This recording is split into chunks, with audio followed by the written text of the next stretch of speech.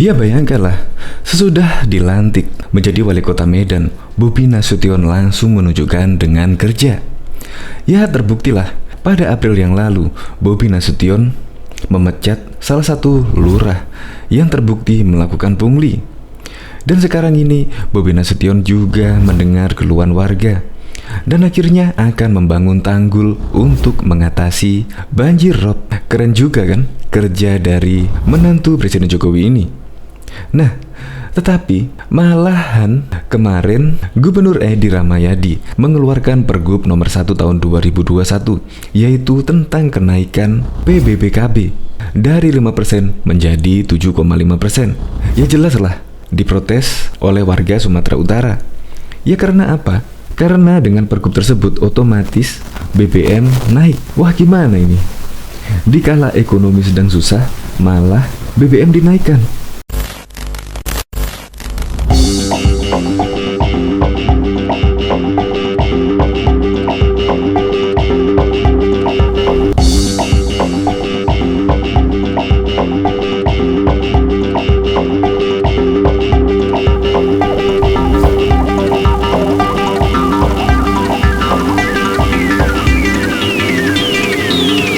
Sebelum menyaksikan video ini, pastikan bosku jangan lupa subscribe, karena subscribe itu gratis plus bonus tonton video terbaru setiap harinya. Jangan lupa ya. Akhirnya ketahuan, takut tersaingi oleh menantu Jokowi, Edi Rahmayadi lakukan ini. Wali Kota Medan Bobi Nasution langsung menginstruksikan Camat Medan Labuhan untuk berkoordinasikan dengan Dinas Pekerjaan Umum Kota Medan agar membangun tanggul di Kelurahan Nelayan Indah. Hal itu dilakukan Bobi usai meninjau tanggul yang telah dibangun warga ala kadarnya sepanjang 700 meter tersebut. Setelah mengamati kondisinya, ia tak yakin tanggul bisa kuat menahan air pasang. Kunjungan dari suami Kahiyang Ayu tersebut merupakan respon Bobi atas keluhan warga Kelurahan Nelayan Indah atau Kampung Nelayan akan banjir yang disebabkan air pasang atau biasa dikenal dengan banjirop. Menurut berbagai keluhan yang didengar Bobi, banjir itu terjadi karena benteng yang dibangun masih cukup rendah, sehingga air langsung melimpah dan mengenangi rumah warga yang ketinggian lebih dari 1 meter. Dalam acara peninjauan tersebut, orang nomor 1 di Kota Medan itu didampingi Dinas Perumahan Kawasan Pemukiman dan Penataan Ruang PKPPR Kota Medan Beni Iskandar dan Camat Medan Labuhan Rudi Asriadi.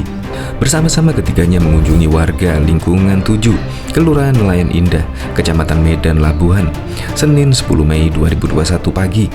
Melalui keterangan resmi yang diterima Kompas.com Selasa 11 Mei 2021, Bobi pun secara langsung memberikan instruksi kepada Camat Medan Labuhan untuk melakukan pembangunan tanggul dengan alat berat.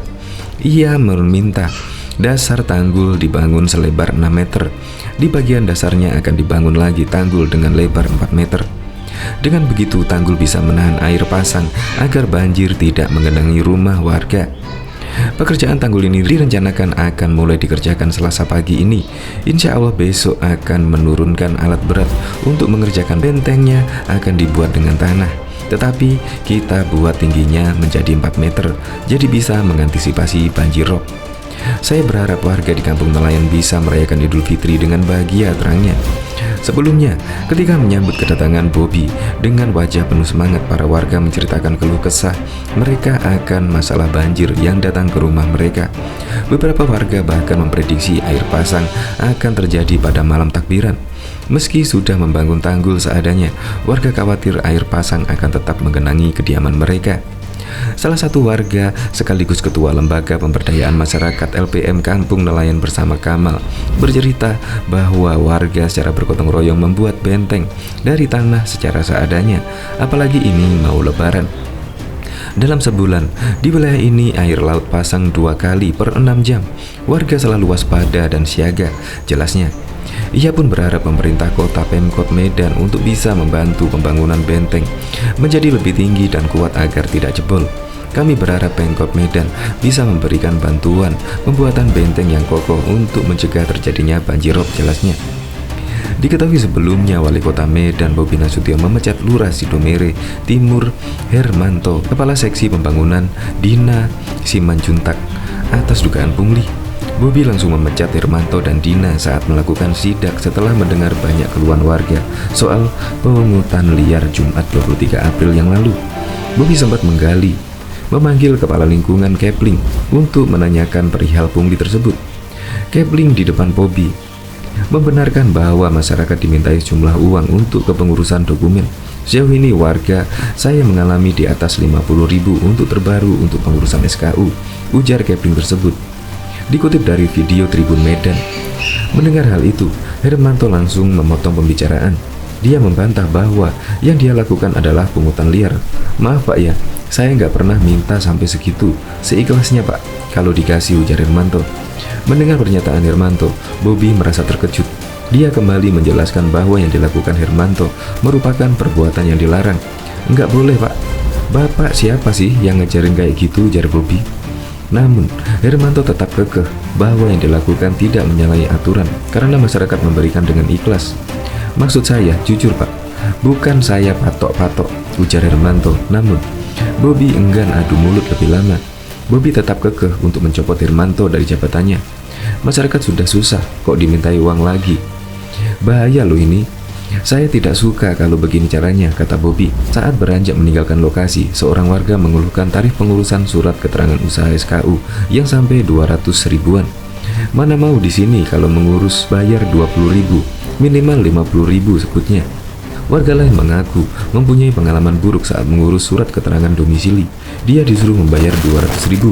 Saya menolak dan tak jadi mengurus, kata perempuan yang mengaku warga sekitar di situ.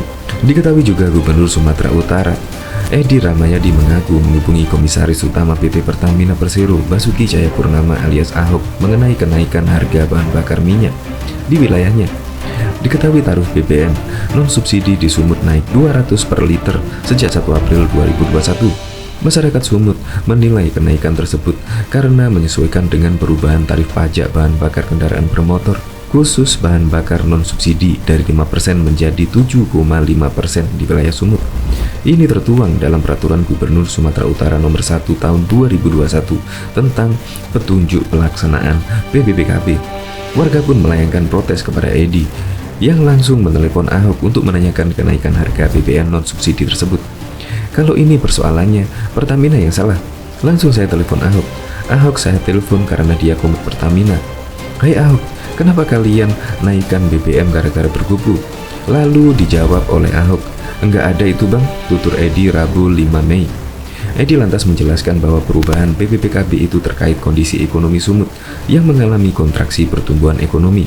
Tercatat pertumbuhan ekonomi Sumut minus 1,07% di 2021. Oleh karenanya, ia mengeluarkan pergub tentang kenaikan tarif PBBKB khusus bahan bakar non-subsidi dari 5% menjadi 7,5% di wilayah Sumut. Tujuannya untuk kompensasi kontraksi ekonomi. Begitu pertumbuhan ekonomi yang 5,22% di 2020, tahun 2021 dia minus menjadi 1,07%. Dari mana uangnya? Harus kau cari untuk menutupi ini. Oke, saya naikkan PBBKB 2,5%. Kami bikin pergub lalu komunikasikan dengan Komisi C, urainya. Sementara itu, ia memutuskan tidak menaikkan PBBKB pada 2020, padahal sejumlah provinsi lain mengerek tarif PBBKB ketika itu. Menurutnya, kenaikan PBBKB seharusnya tidak perlu dibahas. Pasalnya, PBBKB ibarat cadangan devisa yang menjadi kewenangan gubernur, bahkan ada ruang kenaikan hingga 10%. Oke, ditandatangani Komisi C, dapat 303 miliar. Jadi saya masih punya cadangan 2,5% lagi. Kalau ini tak terkejar lagi, saya naikkan lagi menjadi 10%, katanya. Sebelumnya, Unit Manager Communication Relation Sumatera Bagian Utara Taufikul Rahman membenarkan kenaikan harga BBM itu menyesuaikan dengan pergub tentang petunjuk pelaksanaan PBBKB. Dalam belit itu, ada perubahan tarif PBBKB Sumut menjadi 7,5%. Sesuai dengan surat edaran Sekretaris Daerah Provinsi Sumut per tanggal 1 April 2021, maka Pertamina melakukan penyesuaian harga khusus untuk BBM non-subsidi di seluruh wilayah Sumut, ujarnya.